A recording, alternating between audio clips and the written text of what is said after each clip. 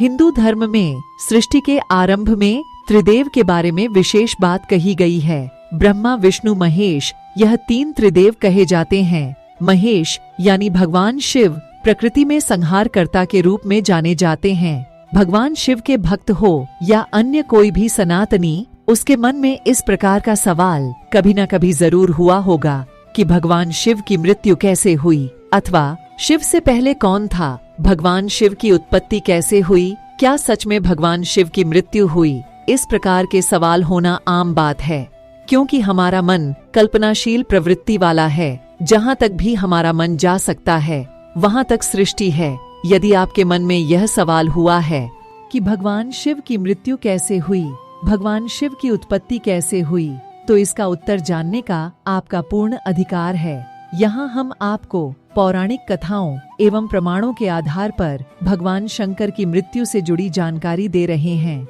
इसके अलावा आदियोगी महादेव भगवान शिव से जुड़े कुछ रोचक रहस्य भी यहाँ बताए जा रहे हैं। भगवान शिव का जन्म कैसे हुआ। सबसे पहले भगवान शिव की मृत्यु के बारे में जानने की बजाय आपको भगवान शिव के जन्म को समझ लेना चाहिए। इसी से आपको भगवान शिव की मृत्यु का भी रहस्य ज्ञात हो जाएगा।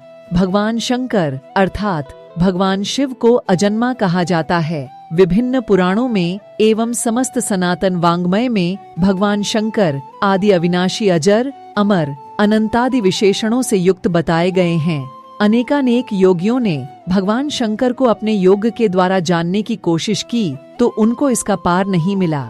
शिव महापुराण में जब भगवान शंकर और पार्वती के परिणय यानी कि कथा आती है तो वहाँ पर भी विवाह के समय भगवान शंकर के गोत्र, जाति एवं जन्म से संबंधित सवाल खड़े होते हैं। भरी सभा में ब्रह्मा जी एवं भगवान विष्णु तथा समस्त देवों के होते हुए भी कोई भगवान शंकर के जन्म, गोत्र, जाति आदि के विषय में जानने के लिए सक्षम नहीं था।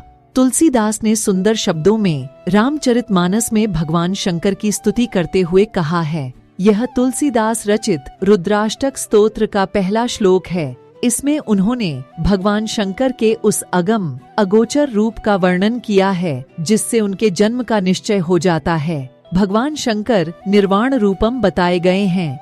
वह विभु अर्थात सर्वत्र विद्यमान रहने वाले ब्रह्म स्वरूप है। उनका जन्म नहीं है, वह समस्त गुणों से अतीत हैं। इसीलिए उनको त्रिगुणातीत कहा जाता है और सभी विकल्पों से परे हैं। इस प्रकार से भगवान शंकर का जन्म कैसे हुआ, भगवान शंकर का जन्म कब हुआ, भगवान शंकर की उत्पत्ति कब हुई, भगवान शिव को किसने उत्पन्न किया, इत्यादि सभी सवालों का जवाब इन शास्त्र प्रमाणों से स्पष्ट हो जाता है।